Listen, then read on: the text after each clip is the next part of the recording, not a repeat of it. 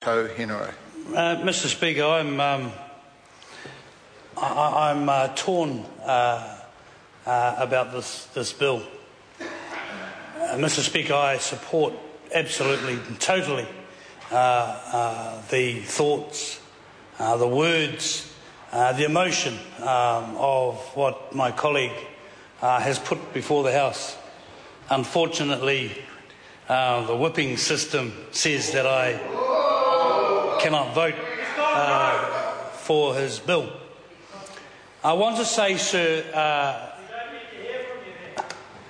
well, actually, you might not want to hear from me. But I tell you what, you better listen. And it's for this reason, is that we have an opportunity, we had an opportunity to say to the world that we were different than every other nation in the world by not doing what my colleague has suggested, even by putting it into the Select Committee, says to the rest of the world one thing and only one thing, that we are just the same as Canada, that we are just the same as Australia, that we are just the same as the United Kingdom and all the other colonial conquering nations around the world. And Mr. Speaker, I don't want to go over the old history and who fought who and who won and who lost, but at the end of the day, this country had an opportunity, this House of Representatives had an opportunity to say to the world, yes, there are different cultures, yes, there are different people in our nation, and we could have said to the world that if you wanted to, not we're going to make you, but if you wanted to, you could have sworn your allegiance on the Treaty of Waitangi. And it's a bit more personal to me than some of my colleagues across the House think it is. Because it was 70-odd, 80-odd years ago that my great-grandfather stood in this House and espoused the same sort of issues that my colleague, Te Urua Flavel, has spoken about tonight, Mr. Speaker. So it is with a heavy heart that I have to inform my brother, Taku Tuakana, that I will be voting against this bill. Voting against a bill that I think is it's non-violent. It doesn't threaten anybody. It doesn't tell anybody what to do. I'll be voting against a bill that says, that gives the opportunity for New Zealanders to be able to feel unique in the world. Yeah, I'd like to cross the floor. But if we have that sort of scenario going on all the time, then you don't get stable government, unfortunately. And it is, like I said, it is with a heavy heart that I inform my mate that I won't be voting for this bill. Mr. Speaker, 2 weeks ago I was in front of some other members of Parliament from around the world up in Quebec, where I spoke about Indigenous people's rights and Indigenous people and their culture and their language.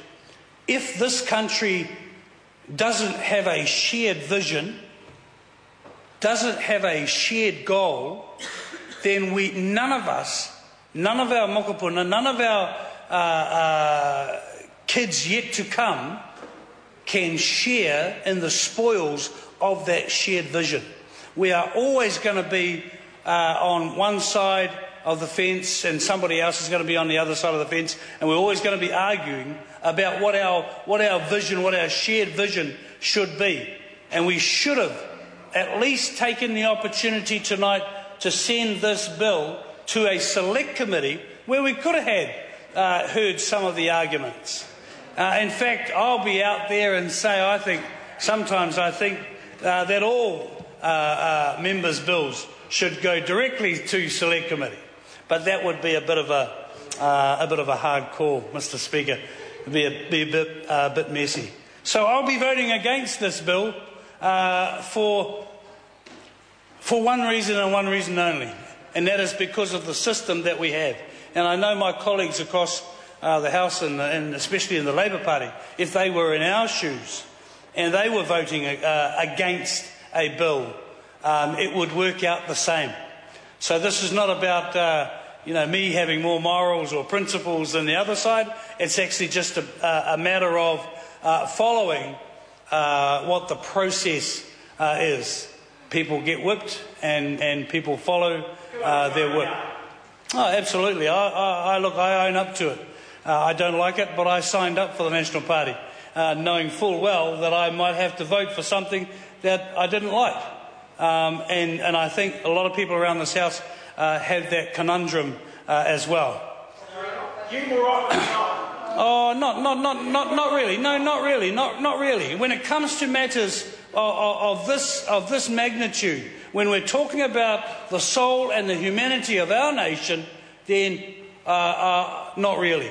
And I am yet to meet a member of Parliament who doesn't feel like me when we are discussing issues of this nature, Mr. Speaker. So I want to say sorry to my colleague, my erstwhile colleague on the Māori Affairs Select Committee, and to the Māori Party as well. And this is not this bill is not some sort of procedural motion that we're talking about. We're not talking about some minor procedural motion. We're talking about something that goes to the heart of the identification of this country. Walk the streets of any other country in the world, and then and ask other people, where do you think I come from? And they might say England, they might say Australia, they might say Canada, they might say the best parts of America. But I bet you my last dollar that without sort of too much of thinking, they wouldn't be able to say New Zealand. Why? Because we don't have an identifier. We don't have an identifier that puts the nation out there. And I'm not talking about only Māori.